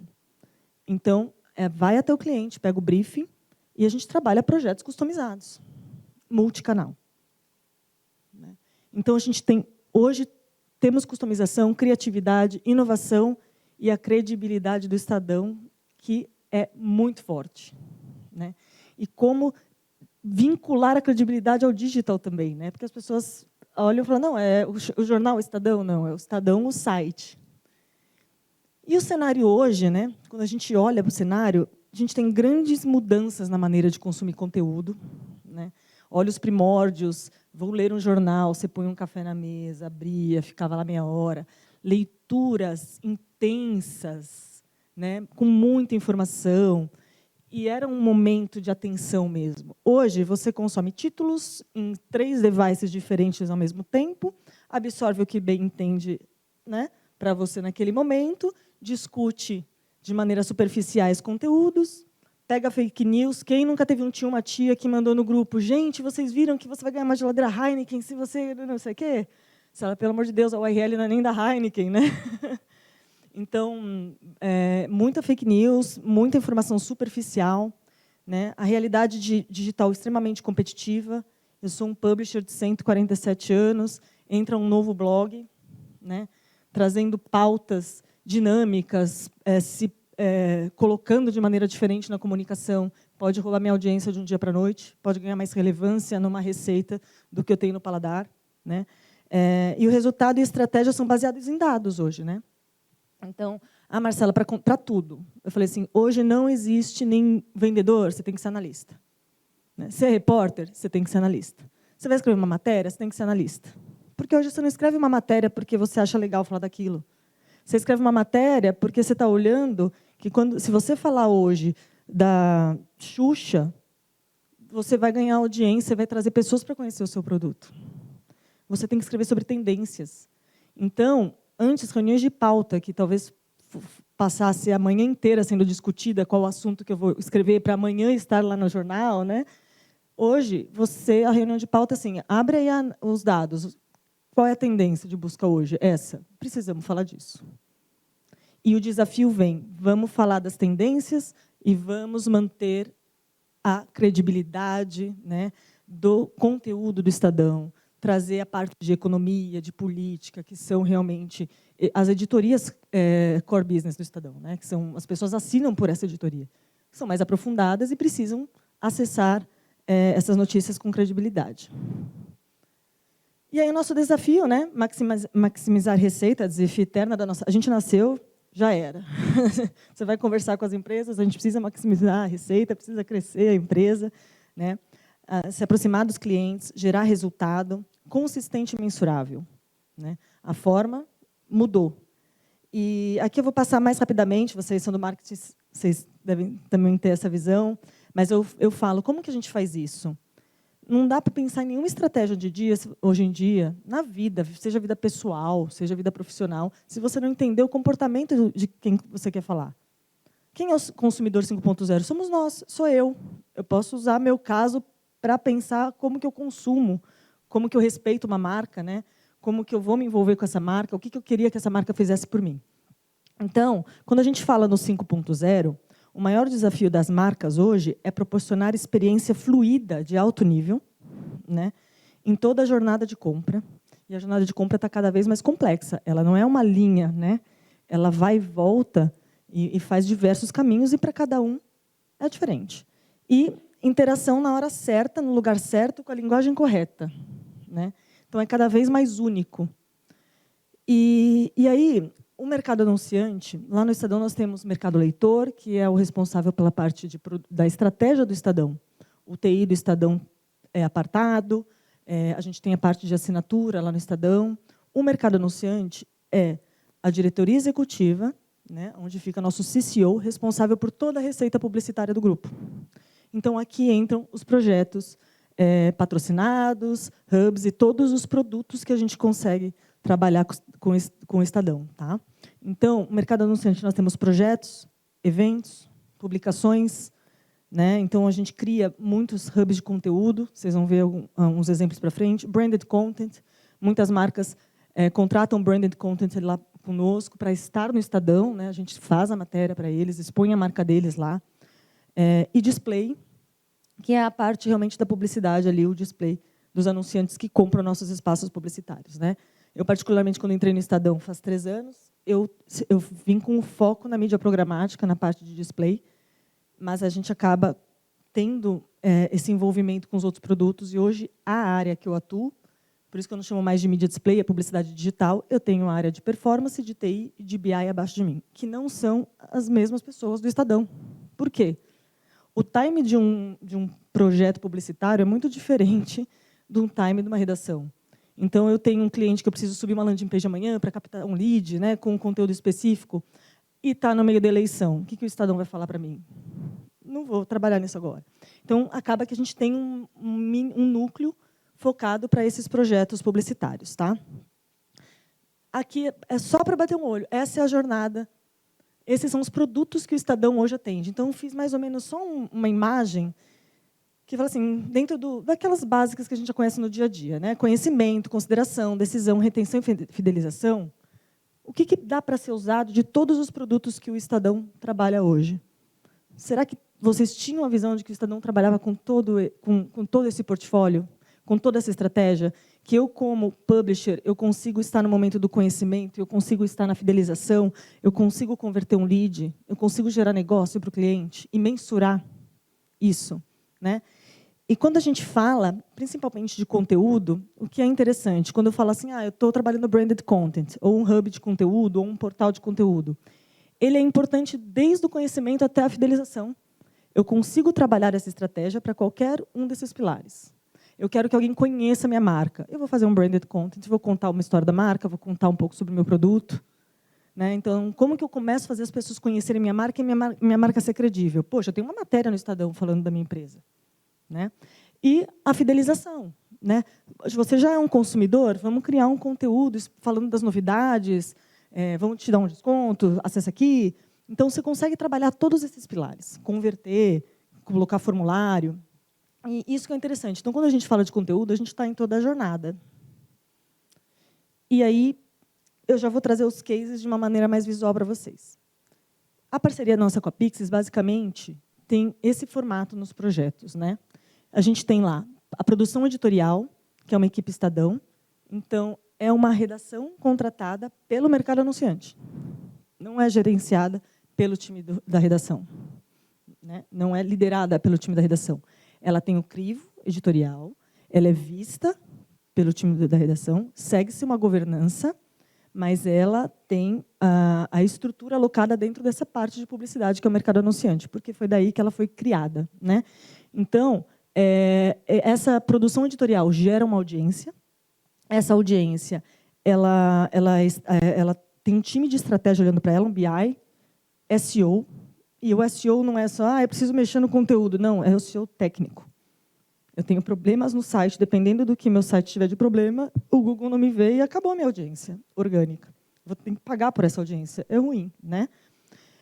E tecnologia. Engajamento, então a gente tem navegação, recorrência. No engajamento também a gente trabalha materiais ricos. O que são materiais ricos, Marcela? São os e-books, webinars. Né? São materiais para prover mais informação, para engajar mais as pessoas, ferramentas, né? Faça aqui a calculadora de investimento. Então, trabalhamos também com essa estratégia na parte de engajamento. Leads.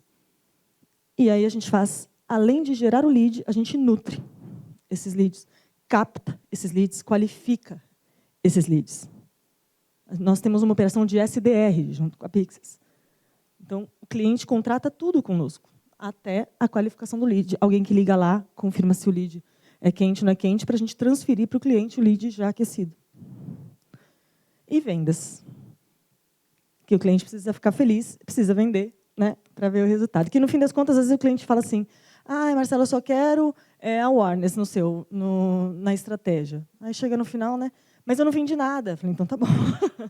Né, no fim das contas, todo mundo quer gerar negócio. O investidor. Eu trouxe o case para vocês aqui. Falei, vou focar, falei, Andrés, porque eu acho que fica mais entendido, né, o que é realmente o projeto e o valor desse projeto. Então, o investidor ele é um portal de notícias sobre mercado financeiro, economia e finanças pessoais do Estadão. Tá? Ele não tem paywall, porque ele é do mercado anunciante. Ele é um portal patrocinado. Né? Então, ele tem um conteúdo aberto. São mais de 50 milhões de impactos por mês que a gente gera para esse patrocinador. São 28 milhões no digital, na parte do portal, em social, 21 milhões de impactos no impresso, 2,3 milhões em rádio e podcast. Né? E geramos, em média, 10 mil novos leads por mês. Como é essa metodologia, né, no investidor? A gente tem um comitê de pauta. A redação é independente e temos uma equipe de marketing digital exclusiva para esse projeto. Então, ele é um projeto bem completo mesmo. É um mini Estadão, né, dentro do Estadão, mas é onde a gente tem essa velocidade e essa independência para ser criada. Obviamente, pautas às vezes se cruzam, né? O Estadão vai fazer uma pauta de economia. E agora? Mas não, a prioridade é do Estadão, a gente vai atuar aqui num outro caminho, vamos fazer pautas complementares para agregar as audiências, né? Os materiais ricos, alguns exemplos. A gente trabalha newsletter, né? Então, tem 4 tipos de newsletter, tem e-books, né? Mais de 18 e-books, mais de 90 mil downloads já nesse e-books. E, se vocês repararem, a maioria tem formulário, né? Então, você vai navegar ali pelo investidor. Nossos materiais ricos, todos têm um formulário para a gente fazer essa captação de lead, né? Trabalhamos com redes sociais e podcast semanal. Então, o investidor tem o seu próprio canal de podcast e também tem suas redes sociais. Mas também a gente trabalha com o investidor divulgando na rede social do Estadão. Aumenta o alcance do investidor, né, gera mais audiência, engajamento. TV Estadão também, né, são conteúdos em vídeos que agregam sessão de economia, né? A Luísa Trajano foi, acho que há 2 meses atrás, lá, fez uma entrevista muito legal sobre esse dia. Rádio Dourado e o impresso. Aí também acabou. O que esse produto fez, né? Esse portal patrocinado acabou ganhando 3 prêmios, né? Ele entrou com um objetivo onde a marca queria começar a criar credibilidade sobre esse assunto, se aproximar, né, do consumidor. E, inclusive, hoje a gente tem um outro cliente que é a... Ixi, eu voltei, peraí.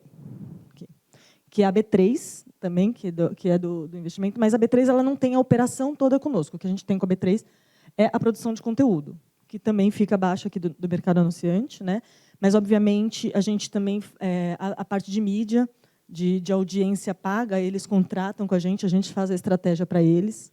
A gente gerencia a audiência orgânica, a gente tem meta de audiência com a B3.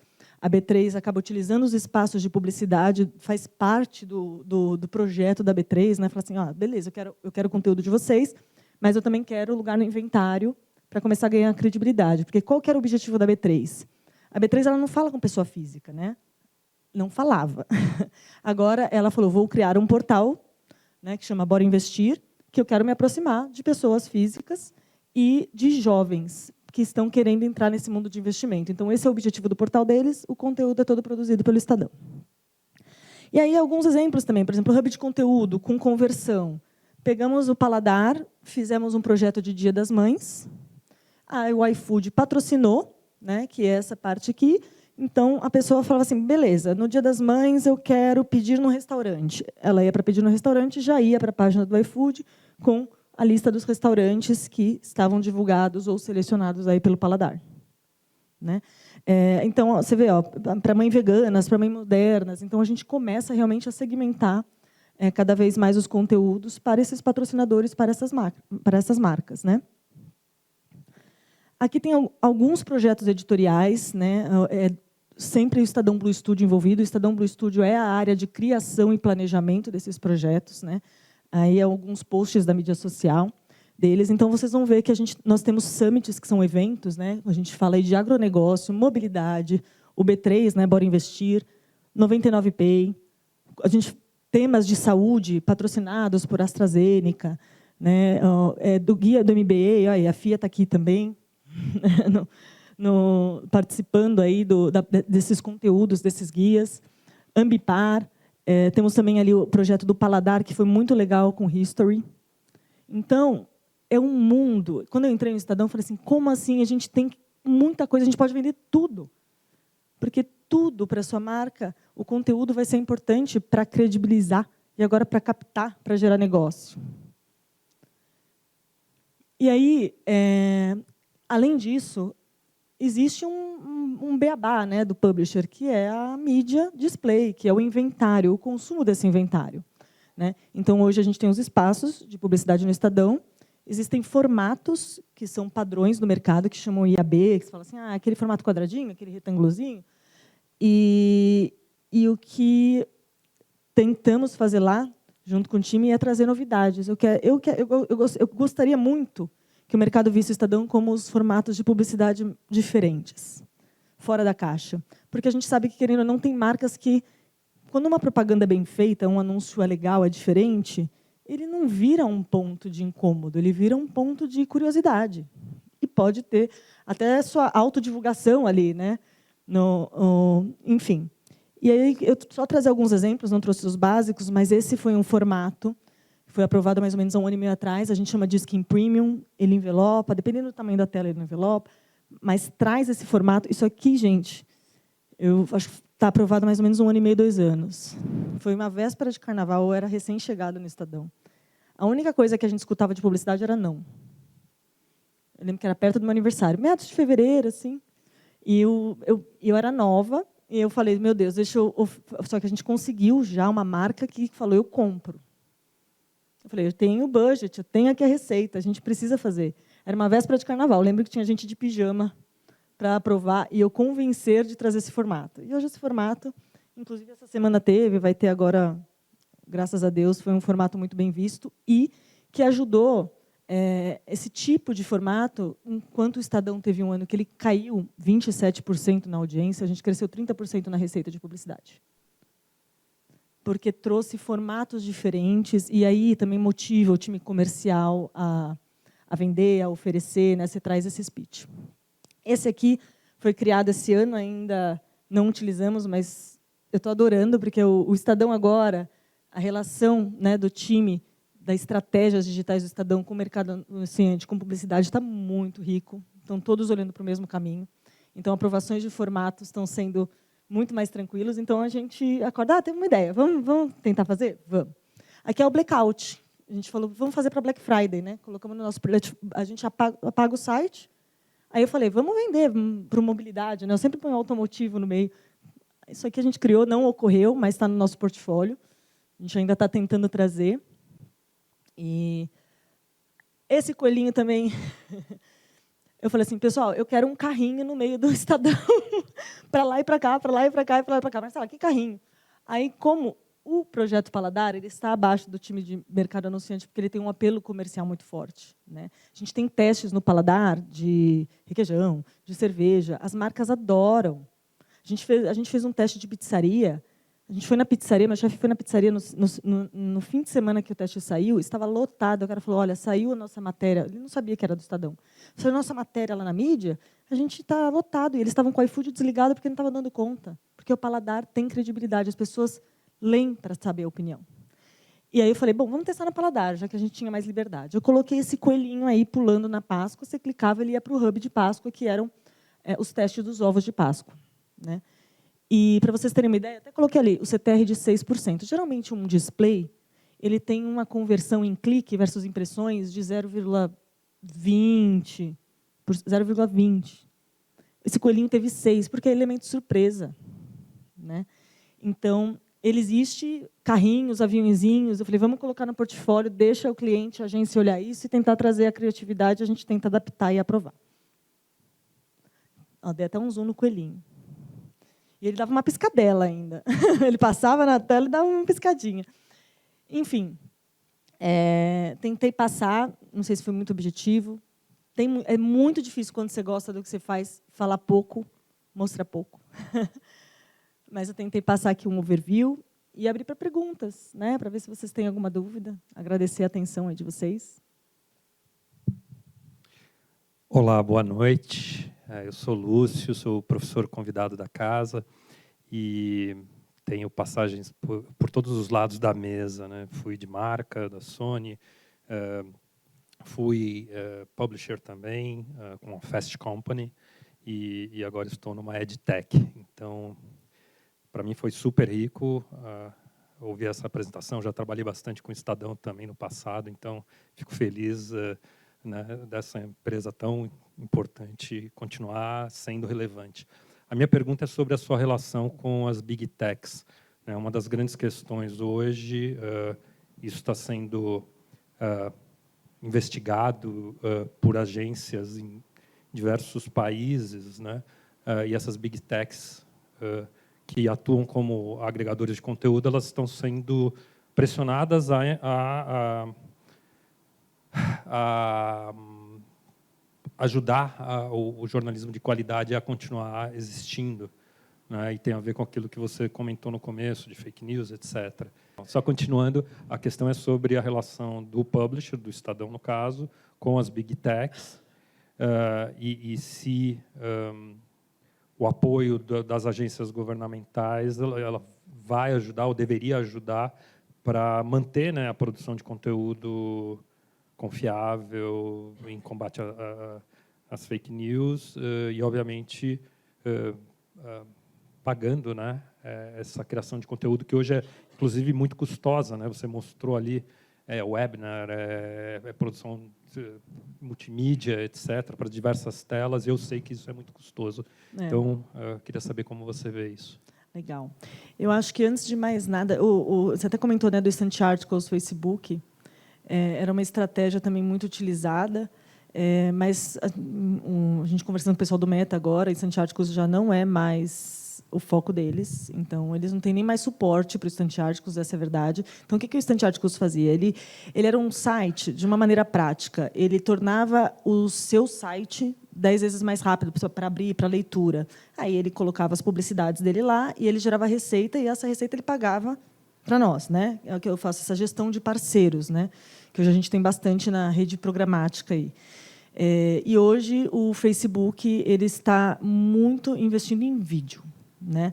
O Instant Articles, para que ele funciona? Para um paladar ele funciona ainda bem, mas para a economia, para a política, ele não tem esse engajamento do clique. O perfil do Facebook, do Meta, eu acho que mudou muito, né? Então, o público que está lá é um público muito mais assim de entretenimento. Tanto que, quando eu trabalhava numa empresa de performance, tinha uma marca que era de saúde masculina mesmo, ele fazia umas peças tão sérias e não convertia, e não engajava. Falei, você está num universo onde as pessoas estão no momento de distração dela. Ninguém entra no Facebook para falar assim, nossa, eu vou ver uma notícia super séria.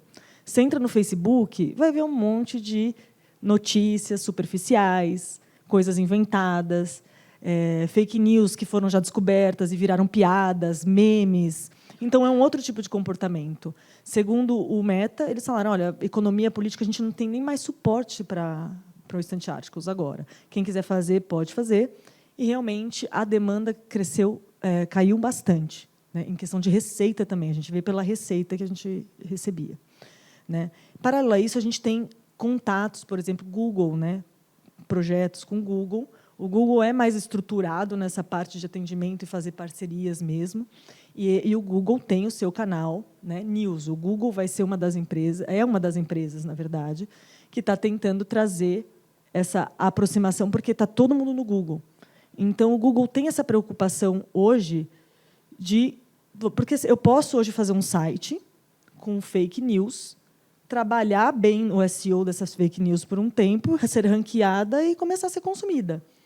Se o Google vai e indica, os publishers indica aquelas notícias, ele dá uma experiência melhor e muito mais confiável para o seu usuário, né? Então, existe essa aproximação. O Estadão trabalha, mas, ao mesmo tempo, não se explora muito, ou isso fica mais com a parte de estratégias digitais, que cuida mesmo da estratégia digital do Estadão, porque o Estadão, na verdade, ele é uma das mídias que é consultada, assim como o Globo.com, às vezes com Folha, quando você está com dúvida se é verdade ou não é verdade. Então, eles chancelam a fake news. O Estadão tem o Estadão Verifica, que você está na rede social, né, lá no Insta, ele fala, olha, vê se é verdade ou mentira. Ele pega as notícias mais polêmicas e traz para falar se é fake news ou não. O Globo também tem, o Folha também tem. Então, eu vejo muito mais próximo o Google, e eu priorizaria, se eu pensasse, se fosse minha área comercialmente, essa aproximação, porque a audiência está lá e nós, na verdade, temos que trabalhar para o Google, né? Basicamente, o Google dita hoje. Vocês não sabem o quão complexo é a gente conseguir a audiência de uma matéria. E aí começa, mas por que eu postei sobre um bolo de coco? Por que a minha matéria, eu não ganhei audiência, a concorrência ganhou audiência com essa matéria? Quando você vai ver, a audiência postou no dia 1º de janeiro, meio-dia. Você postou dia 1º de janeiro, às 5 da tarde. Então, basicamente, você aparece numa estrutura menor. Isso é uma das coisas, o tempo, né? Em quão rápido você em subir aquela matéria que está no trends do Google naquele momento, ou seja, sendo buscado. Por isso que eu estava falando, a reunião de pauta muda. A reunião de pauta agora é o que está no trends, né? O que a gente vai falar de trends para pegar essa onda. Então, é uma dinâmica muito nova. E o Google fala, olha, tá bom, beleza, você foi rápido, foi bacana, mas você não seguiu essas 5 regrinhas aqui que o meu robozinho fica à vontade de ler. Eu tenho que mimar o robozinho, né? O robô do Google é mimado, né? Ele fala, eu quero ver assim. Se não tiver assim, para mim está bagunçado, eu não te escolho. Então, além de sermos rápido, o time editorial hoje ele tem que ter conhecimento de SEO, ele tem que subir matérias com técnicas de SEO editorial, e, mesmo assim, a técnica editorial pode não dar o resultado se o SEO técnico não estiver funcionando. Então, por isso que eu falo, começo falando de mídia display, quando a gente se aproxima dos produtos, eu não vejo uma redação sem uma pessoa de SEO técnico, uma redação sem um TI, um desenvolvedor para ajustar isso, não vejo uma redação sem fazer pautas baseadas em trends. Então, muda muito toda essa dinâmica. E isso é muito interessante.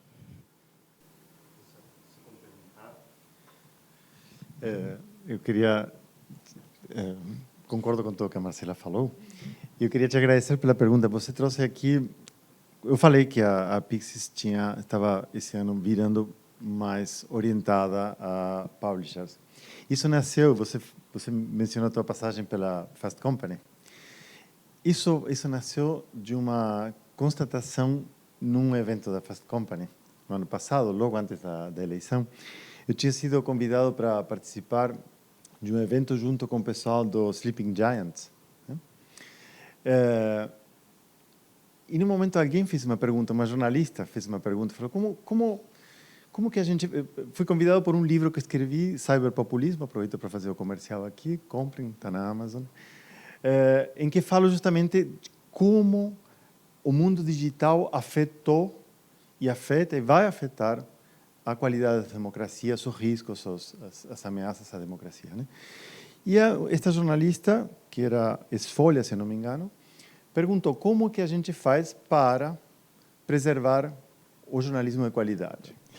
Então, eu entendi uma coisa que para mim foi muito importante. Eu sou jornalista, eu fui correspondente em Paris, eu fui jornalista mesmo, tá? Agora não trabalho mais como jornalista, mas eu entendo que o jornalismo é muito importante para a democracia. E a gente viu isso, a gente vê isso no Brasil, a gente vê como é importante essa função que você falava, Marcela. Eu vou ver se isso é verdade ou não, vou onde? Vou na Folha, vou no Estadão, vou no Globo.com. E aí entendi isso, que a gente tem uma função importante. Assim como Sleeping Giants combate as fake news desmonetizando, nós apoiamos as news que não são fake, monetizando. Então, esse foi um momento de virada para a gente. Só queria contar isso aí, porque eu acho interessante em relação à tua pergunta. Tá? Obrigado.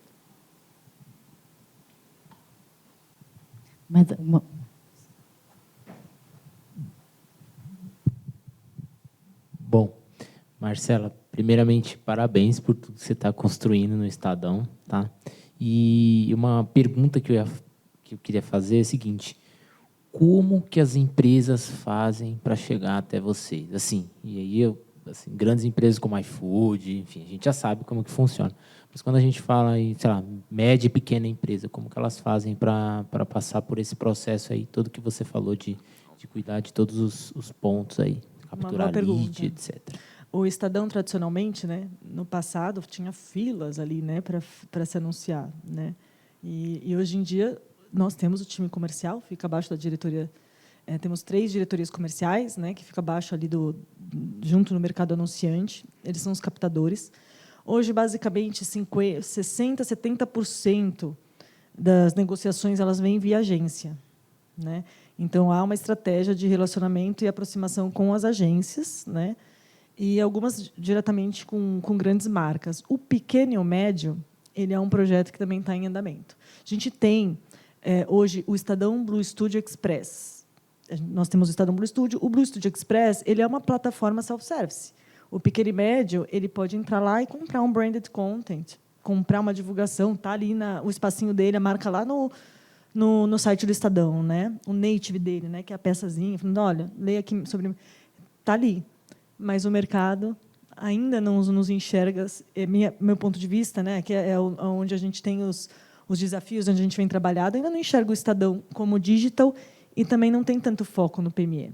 Eu, quando atendia a empresa PME, na agência que eu trabalhei, quando o cliente falava assim, eu quero comprar X displays, mas eu quero estar no Estadão, no Globo. Eu falei, não vamos colocar sua campanha no Estadão, no Globo. Quando atendi o PME. Ali é caro aquele inventário. Você não quer estar mais exposto? Qual que é o teu objetivo? Né? Conversão, é isso, aquilo? Ele falava, não, só quero que minha marca... Então, se você incluir o Estadão aqui na sua compra, você vai ter 10 impressões. Sem o Estadão, você vai ter 5.000. Né? Eu, como agência, eu tinha esse ponto. Hoje, o PME ele sempre foi um grande potencial. E, ao meu ver, o PME hoje ele é uma grande oportunidade, porque o PME ele vai ter orgulho de estar ali. Né? Ele vai falar assim, meu nome, minha pequena empresa está ali no Estadão, nesse site de credibilidade, centenário. Né? Ajuda ele a ter essa sensação de estou construindo a minha marca. Então, estamos trabalhando um projeto específico, até comunicar melhor. Já tem alguns produtos, a gente tem também o Lab Persona, que é um outro produto que fica dentro do mercado anunciante, que também vende soluções de conteúdo para a PME. Né? Então, tem algumas plataformas. Eu acho que a nossa oportunidade no Estadão é unificar essa visão e realmente mostrar para o mercado que essa plataforma é uma plataforma ativa. Existem clientes já, a PME dentro, mas quando as pessoas que olham de fora mesmo no Estadão, sempre veem as grandes marcas ali na linha de frente. Né? Mas existe, mas são produtos apartados. Excelente, excelente. Vou ver como que a nossa empresa faz para fazer uma parceria com vocês aí. Tá bom. Meus contatos estão aqui. Se vocês tiverem dúvida e insights, por favor, vocês podem me procurar e a gente vai conversando.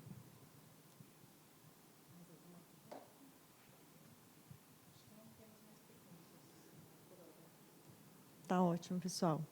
Obrigada. Obrigada aí pela presença de vocês e atenção. Muito obrigado, Manoel. Muito bem, pessoal. Com isso, acho que agradecer a presença de vocês aqui. Para quem está online assistindo, muito obrigado. Para quem está aqui presencial, agora a gente tem um coffee break. Né? Quem ficou online vai perder essa. Mas na próxima, venha presencialmente. Então, um abraço a todos e até a próxima. Boa noite.